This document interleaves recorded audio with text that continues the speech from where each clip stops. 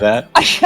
But you got your coffee, thank I goodness. did. You guys, you're going to see a marked improvement in the show All of a starting sudden, right it's a now. table for four, Yeah, Alisyn. yeah. Where'd you guys come from? We got company. Yeah, we sure. We have the mayor of Roselle Park, Joe Signorello, is here. We welcome you back to Connecting America. So good to have you. And Mark Bonamo joining our Mark conversation. snuck in as well. Yeah. Fantastic. Anybody need milk with their coffee? You need some coffee. You I need do. some coffee? You know what? I'm caffeinated, guys. Don't worry about Well that. caffeinated. All right. So, Mayor, we love when you join us here at the diner. This is your town. You've been mayor for 7 Thank you. years. Yeah. So it's just great and just to tell everybody a little bit, Roselle Park is 15,000 people. What's the status of crime, would you say here? Up, down this year? Down. Yeah. I mean, it's been down broadly in the region for the last couple of years. I mean, look, everybody knows in the pandemic, I think we had sort of a hot spell of crime, right? People were locked in their homes. People were jobless without economic opportunity. That usually breeds more crime. But since then, we've done some really smart policing changes in New Jersey. How so? So actually, one of the things we're really proud of is it's called Arrive Together in New Jersey. One of the things that we found is pairing up certain responses with actual therapists really helps out. Wow. Yeah. So a lot of domestic disputes, a cop comes in, a cop does the best they can, but obviously they're not therapists, right?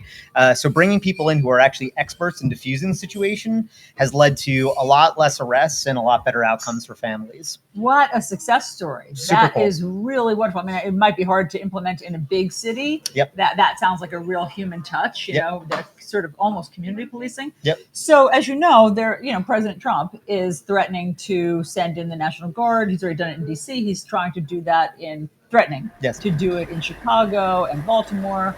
What are your thoughts? I mean, I think it's terrifying, right? I mean, I think as Americans, we should all be terrified by this prospect. But wait a minute here, because if you're living in one of these cities and you feel like crime is out of control, that's the big debate. Sure.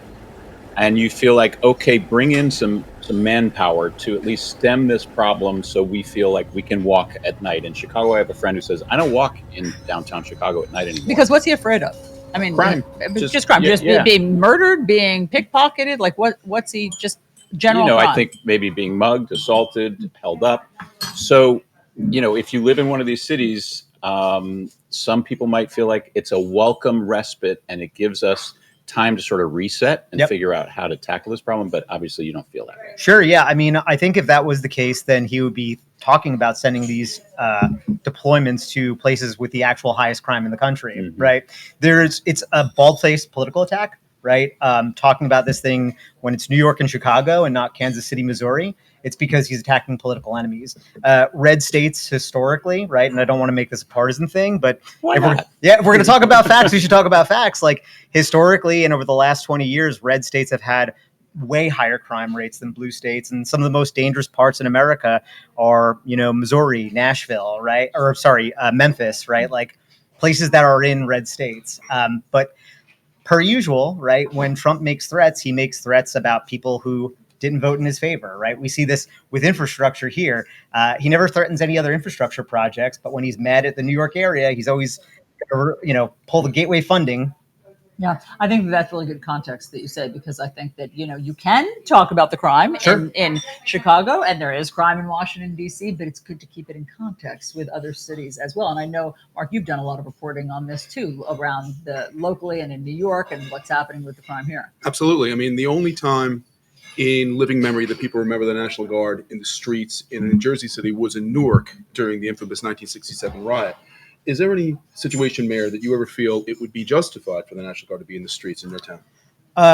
It would have been justified to have the National Guard on January 6th, right? I don't think I've seen anything in my 7 years as mayor that would justify that. And then it's also, we were talking a little bit about this, right? Like the National Guard is not police. And I'm proud of New Jersey's police. They are fantastic at de-escalating, dealing with crime, and trying to get the best outcome from these situations, right?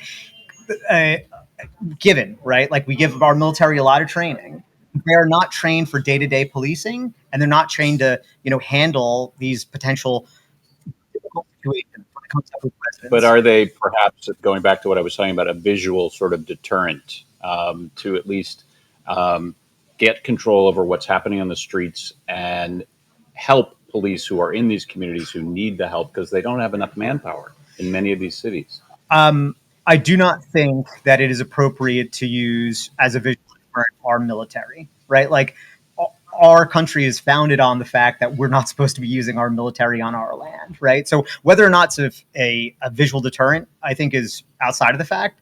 This nation was founded on a set of principles, and having the U.S. Army in the streets is not one of those. And we should point out, D.C. is a different situation because Correct. he's the man in charge of the district, whereas individual cities, that would be the governor, for instance, who would call in or request Yes, help from the technically. guard. Technically, you're right, but I like what the mayor is saying, which is because I had to read about this, and I think it's a good reminder. The military, sometimes we think because they come with a gun, they're good at law enforcement. That's not what they're trained. They're trained for battle. 100%. Yeah. Is it a tricky balance, do you find, Roselle Park, as in other communities around the state and around the country, between the police and the community where there's often been tension? People love cops, right? Like, I got to be honest with you. Like, I'm a Democrat. Like, there's been parts of my party that have talked about defunding the police, which is just a stupid line that we should never use again. I think when people were really talking about that, they were talking about actually, diversifying that funding to do things like we talked about, like Arrive Together.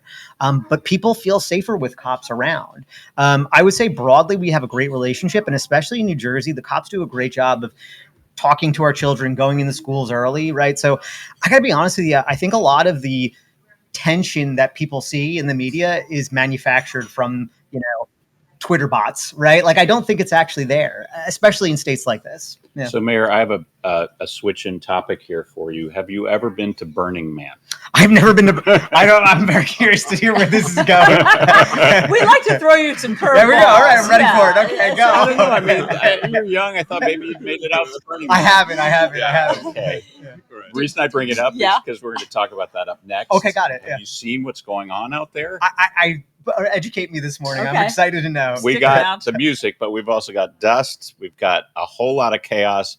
Burning Man is back. We're going to take you out there. You're going to see what's going on. I'm excited. We'll be right back.